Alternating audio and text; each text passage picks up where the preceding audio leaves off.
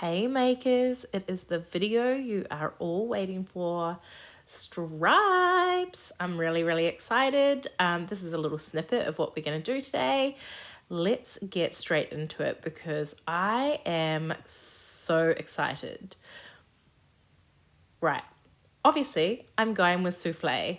Souffle, poppy seed, souffle, igloo. You do not have to. You can use Primo, Fimo, Kato, whatever clay you like. I personally have used souffle for a long time. It is not probably the ideal clay to use because it is a little bit softer, but it is what I like to use. These are the tools we're going to need. Blades and a shaping tool or a ruler, whatever you like. Now, I have popped this through my clay machine. Now, let's just be real. It's a clay machine stripe that we are doing today.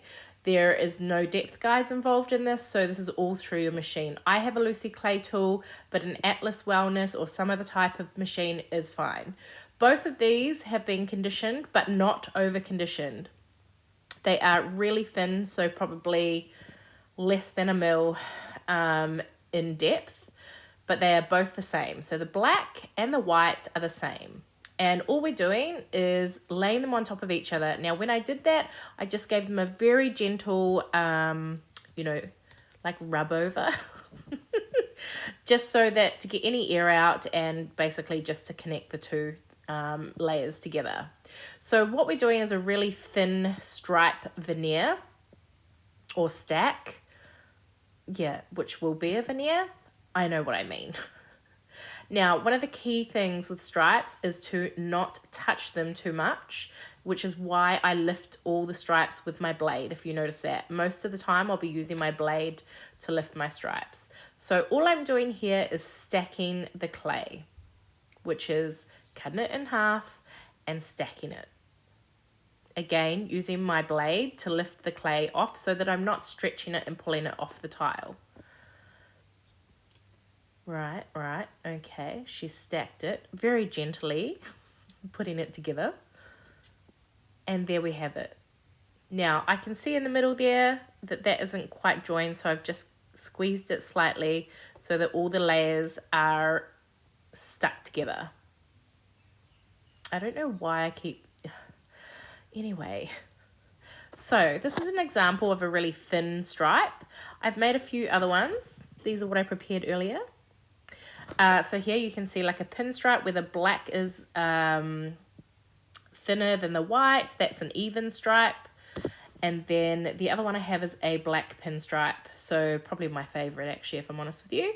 So there's so many different varieties of stripe stacks that you can make up. These are basically like canes. You're just stacking stripes. The key with it is to make sure that you don't touch the clay too much, using your blade to lift it up and using your clay machine to roll them out super thin or just like really even, whatever you like. So now I'm just going to arrange them in a really pretty, so I can frame my video. Cute. Also, don't waste any white. Just saying. Remove the white from the black and put it in a little pile. So I'm going to use this clay now just to make a base. With my stripes, I like to always lay my stripes down on a base. That's just my personal choice. You don't have to, but I feel like it adds strength to the actual veneer. So I do that. Oh, that was fast. Fancy. One of the things you're going to notice me doing a lot in this video is trimming. I like to trim all the edges. It just helps me to work cleaner with my stripes and not have as much wastage. You will find you get a lot of scraps from stripes, but the really great thing about stripe scraps is they are amazing to use in scrappy canes, or even, as I'm going to show you in a minute, a scrap stripe. So I decided to go with this one. I'm not sure why, I just did. What we're going to do now, if you don't have a fancy slicing, like a Lucy clay slicer, you just need to eyeball this. It's super easy. It doesn't have to be perfect, but you do want to try and get your stripe slice as even as possible. So the base that we're working with is about 1 mil in depth. And then I'm going to try and cut, say, 3 mil to 2 mil. Oh, all right. We're just having a little cleaning moment. All right. Clean. It's working tidy, you know. Oh, that looks great. Okay, probably should have cut this bit out. But anyway, let's just work with what we've got. All right. So what we're going to do now, now that we're actually at the part, we're going to cut the stripes. So I'm going to grab my blade and slicey slice. I don't know if I really need to talk you through this, but look, there's a lot. I do not always get this right, if I'm honest with you. I actually think I put them around the wrong way on this base and then I turned it around. So when you see this quick cut in a minute to it turning around the other way, that's because I put them on the wrong way the first time. Okay, there you go. So we're going to lay them down carefully. Don't overhandle these slices. As soon as you start overhandling them, the stripes start getting crooked. So the less you handle them, the better. And there's going to be a really annoying thing that happens in this particular stripe veneer. And there's a big thick black line. So you can see it already where I don't think I close it. I don't join it enough right there. And so that actually opens up a bit and you can see that anyway, it's a whole thing. You're going to see it. It's going to annoy you. It's fine because I'm human and none of my stripes are perfect. I always just pick the best part of the stripes. All right, so what we want before we put this through our clay machine is to have a clean edge. Again, this is why I'm going to trim it. So we're going to trim off any black. Now, I have got two piles going to the side of me. I've got a pile of stripes, a pile of black, and a pile of white. This here, you have to do this. If you don't do this, you can end up with crooked. See that black? Oh, I'm triggered watching this back. That's okay. Anyway, see, it's not actually pushed in enough in that black stripe on the side. Yep, I'm pointing at it. Yep. So straight to our clay machine. I have set this at probably half the width of the width. Oh my God, half the depth. So the key with the machine is to put your fingers either side of your, I'm going to call it a slab, your stripe slab. And don't roll your fingers through the rollers, but just guide it through to ensure that it stays at that width. Does that make sense? Now I'm going to make it a little bit narrower, as in depth-wise. So we're probably gone down to about 1 mil now. So the same as what the base depth was. Slowly, gently working it through. Oh, and there's that awesome big great black line. Oh, yep, point it out, babe. Makes me feel so much better. Anyway, it's all right. I trim that. Okay, so basically what I did is I put that through two different settings. Oh, we're going to do it again. Oh, I did this one 3 times. I don't know why. You can do it as many times as you like, but I don't recommend going any thinner than probably like 1 mil because otherwise it can start really curving and bending. That's probably, we'll just leave it there, babe. Let's just leave it there. Okay, moving on. Let's go. Okay, so there's a couple of things that you can see. First of all, this is very thin, so we have to be careful with it. Try not to overhandle it like I am right now. Try to just not touch it as much, but I want to show you everything. So the 2 things that I'm going to do, firstly, the black line annoys me so much that I have to trim it off, but I will use that bit later in this video, so don't worry. And then you can see on the left-hand side, there's a little bit of color transfer, and at the other end, it's a little bit curved and warped. So both of those ends are going to get trimmed off.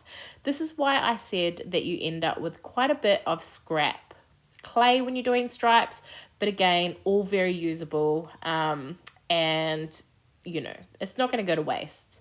So we just trim that up. Now you can store these for ages. If you just pop this onto a piece of baking paper and then lay another piece of baking paper, you know, over top of it, protect it, you can use it at any time. Now I know it's ultra thin, so what you do is you lay it onto, it's like a veneer, so you lay it onto a base and gently, you know, burnish that onto the base and it's perfect. So a lot of that has to do with you do need to measure it out. So if you're putting your base through a clay machine or using your guides, just remember that you have to add the thickness of your veneer as well, which is less than a millimeter if you've done it quite thin. Now, I'm going to use all the white scraps, which feels slightly indulgent considering our current situation with white in the world, in terms of the fact that there's none. So it is just scrap, so there's a lot of marks in there. We're going to use the pinstripe that I made earlier, and we're just going to go through and do that. I'm going to do a slightly bigger one, but it's also slightly thicker as well. Not that it makes a difference. You can choose to do it thicker or thinner. Either way, generally, if you're doing a veneer stripe, so not one that's going to be a base, or sorry, a slab, you'll do it thinner anyway. So you'll start with like a 2mm base and then cut these to 2mm and then take it back down to 3mm if you were using it for a slab, or thinner like down to 2mm or 1mm if you're using it as a veneer. The really cool thing about veneer stripes is that you can slice shapes out and lay them onto your slab as raised elements.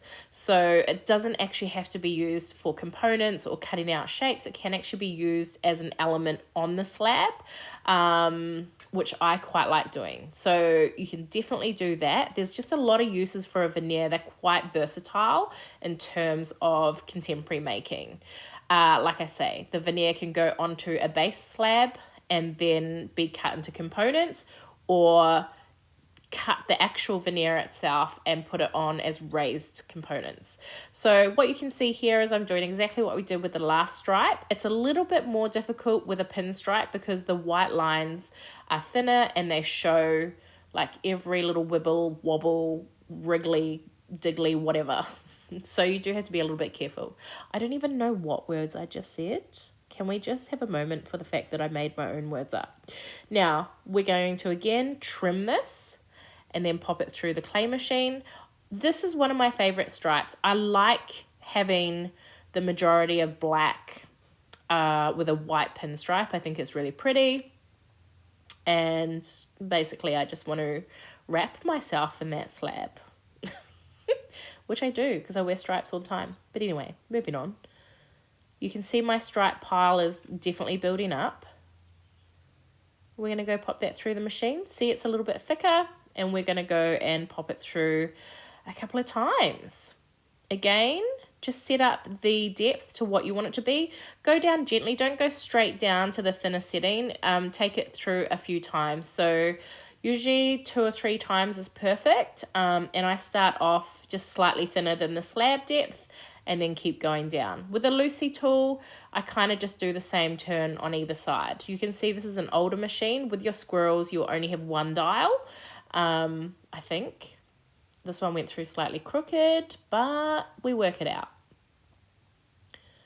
All right, fancy, looks cute. Here we go again.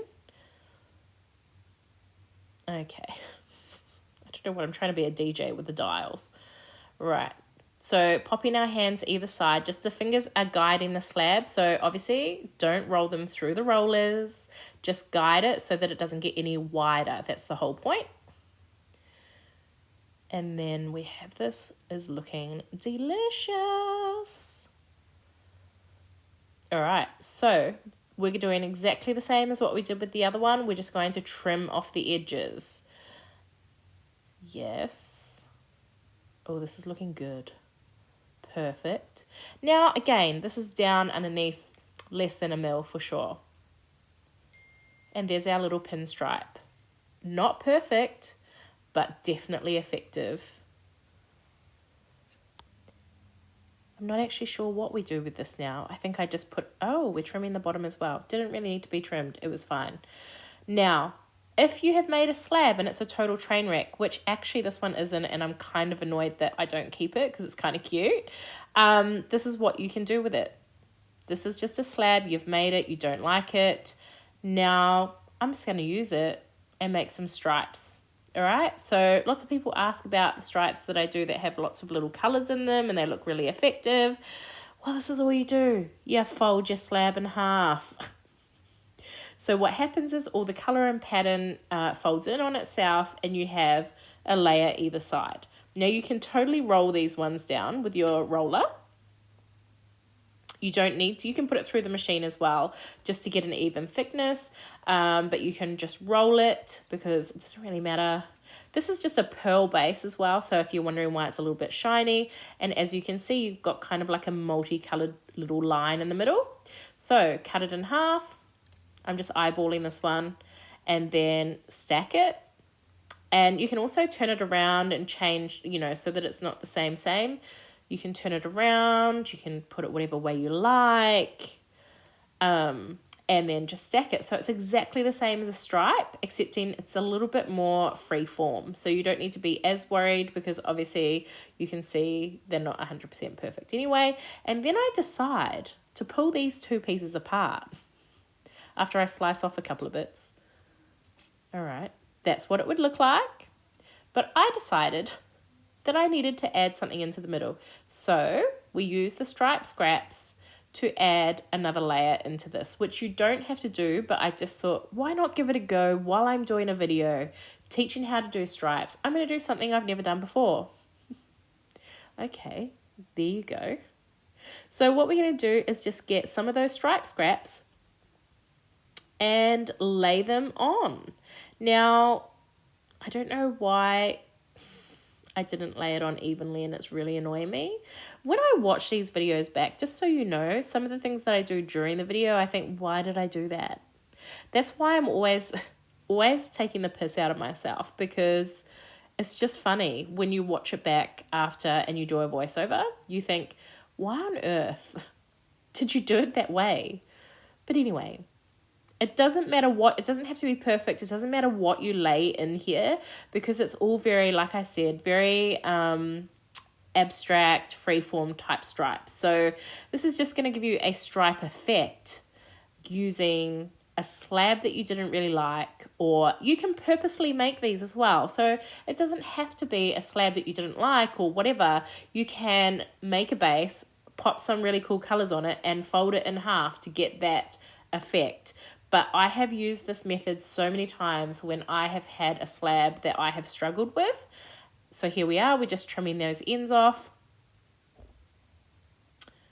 And we are ready to stack it again and slice and dice. But yeah, so it is totally an effective, a fun way to use a slab that you weren't happy with. Or, like I said, make it on purpose. Make something, which is what I did with this. This was not a train wreck. Like I said, I made this for the purpose of the video, and then I was like, oh, I really like this. I don't want to fold it in half and make stripes. However, it's kind of cute. I'm going with it. And this really works really well. So we are doing exactly what we do with all the stripes that we've made so far. So we're going to slice it, stack it, and then lay it onto a base. How cute is this? See the stripes just come across as like little dots. I really like it. I don't know if I'm in love with the fact that I put the black one randomly in the middle, but oh, changed your mind about that, didn't you, Cherie? I decided to keep them long just to show you an example of if you do your stripe, cane, and stack longer. So how fun does that look? Now, if you find that it's not sort of even enough, you can actually just stretch it. If you saw what I did there, I just stretched that cane just a little bit, and that helps keep it a little bit more even. Making a little base, just using some of the black scraps that I had, and then we're literally just going to slice and do exactly the same technique that we did for the last two. These are not... You know how your first pancake's always the worst? My first slice on a stripe is always the worst. Oh, that's terrible. Lucky it's an abstract freeform style, because this just would not fly if it was a black and white stripe. So when I'm laying this particular one, I'm actually stretching it a little bit. If you can see, when I actually lay it down, you can just stretch it and then sort of squish it together. It's just a lot more forgiving, basically. But these do look really cool. Okay, I'm going to stop talking now and let you just watch this. You don't need me to talk you through it, so you just watch and enjoy.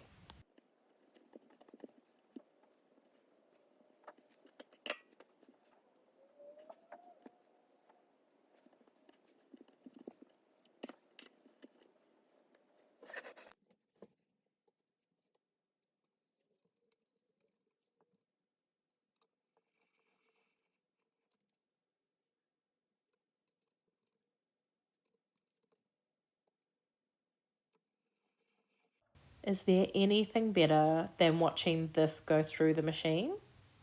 There really isn't. How gorgeous are these scrap stripes? Now, you can, like I said, use a slab that you don't love, fold it in half, see what happens. You can add another layer in between the layers of these, and like we did with the little black and white stripes. You can make it on purpose by making a little faux slab ready to fold in half. Stripes are probably the most fun thing to make. Frustrating, but fun. And once you get this technique down, you will absolutely nail it. The key with it is not to over condition your clay, not to over handle it. Use your blade to pick it up off the surface. Make sure that you just don't. Oh, okay. I'm showing you the stripes again. I have no idea why I'm doing this. But hey, it wouldn't be a Poly Collective tutorial type video if I didn't do some random things. Obviously, you can use any colors for stripes. You don't have to use black and white. You can use multiple different colors. You can use all different types of things. I just recommend not to handle your clay too much. Have a very sharp blade. Don't use a granite or a glitter in a stripe because the glitter and the granite particles will drag through and you won't get a clean cut. So don't use those types of clays. Use a firmer clay, Fimo, Primo, Souffle. Don't use Sculpey 3, obviously. I have been told that Kato is amazing for doing stripes. So just have a little bit of an experiment and enjoy it and have fun making stripes. If you have any questions, hit me up in the DMs. But I can't wait to see what you make using some of these techniques to make stripes. Have fun!